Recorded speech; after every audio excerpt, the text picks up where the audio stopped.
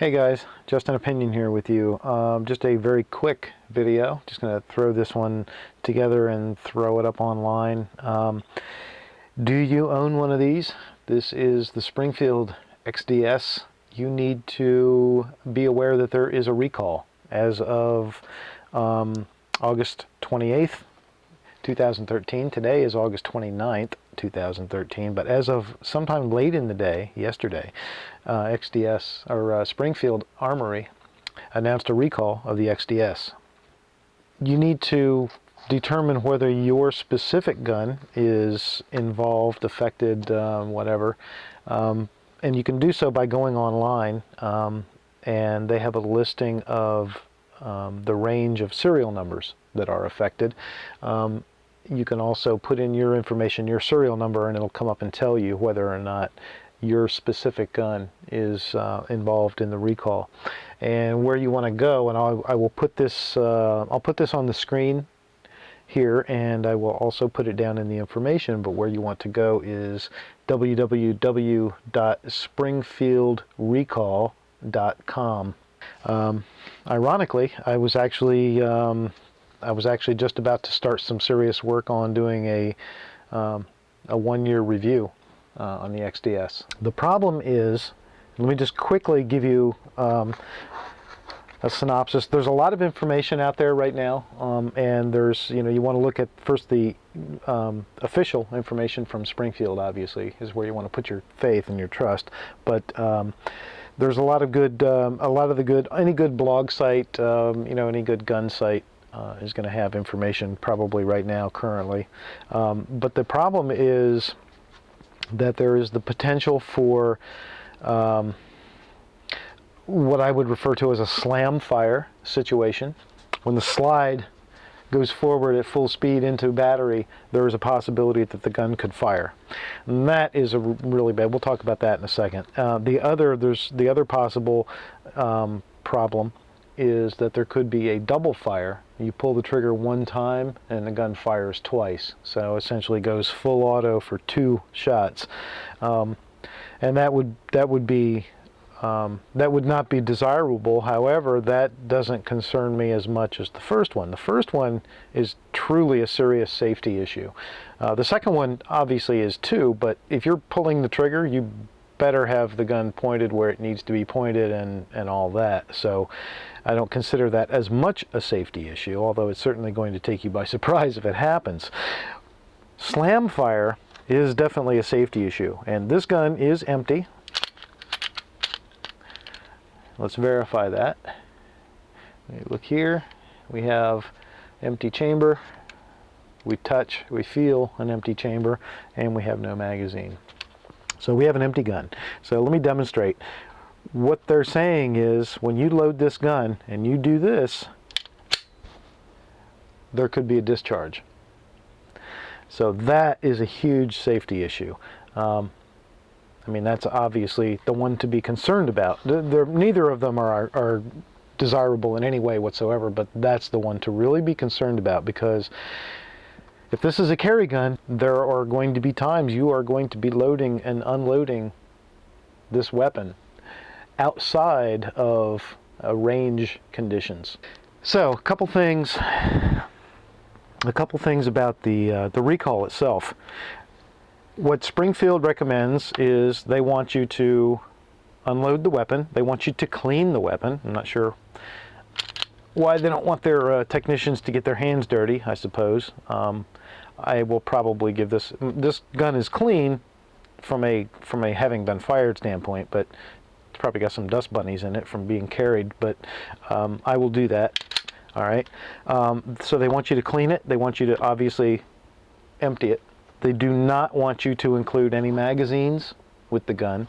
They do not want you to include any accessories. Now, one of the things that Springfield does give you when you buy a gun is a lot of accessories.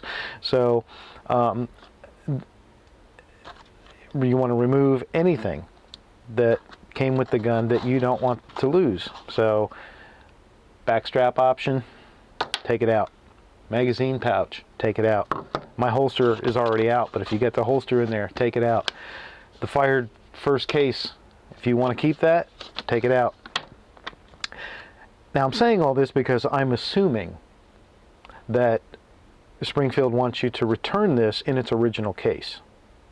And I say I'm assuming that because they don't tell you, and I wish they did. There are a couple things I'm a little bit annoyed with about the way Springfield is managing this at this point in time.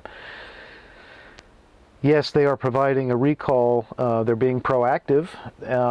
That's great. They're being responsible. That's great. They're recalling these guns, but they're providing you a FedEx label, and the rest is on you, basically. They're saying, okay, here, we'll generate a FedEx label for you. You got to get this gun back to us, figure it out.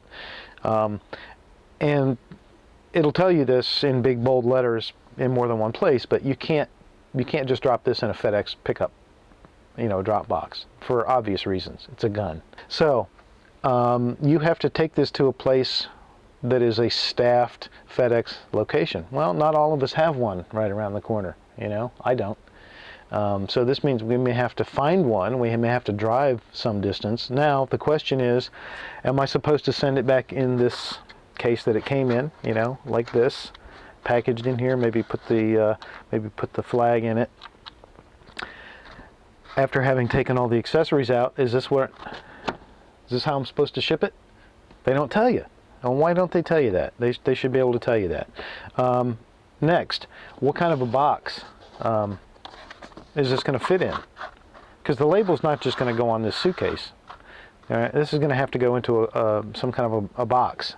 So do I need to go find a box that this fits in? They don't tell you. Is there a FedEx box, a number such and such box that this will fit into really well? They don't tell you. So not real impressed right now with the logistics management for the consumer.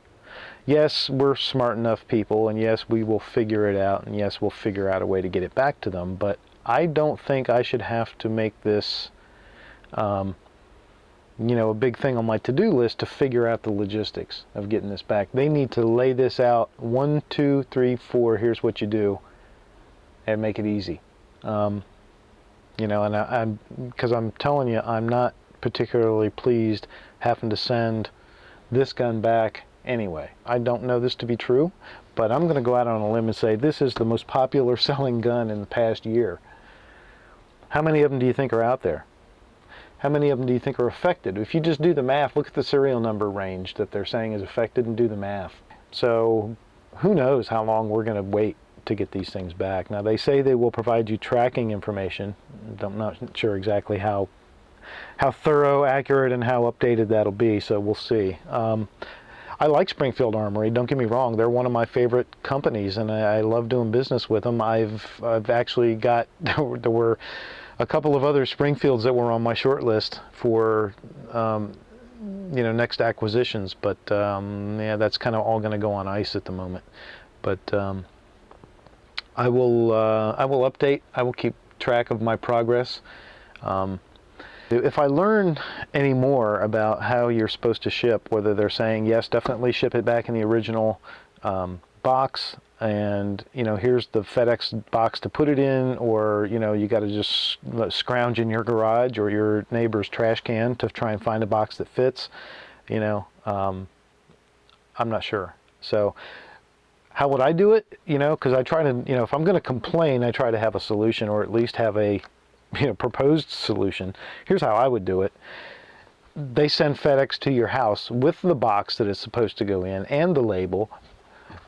You hand the driver this, you watch him put it in that box, seal the box, put the label on, and off he goes. That's how I would handle it.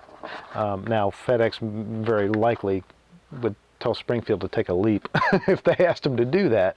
So, but still, that's, or however you can come close to that. So that's what you need to do. Springfield, that's what you need to do for the customers that you're inconveniencing here, is you need to make it explicitly easy on how this is to be returned.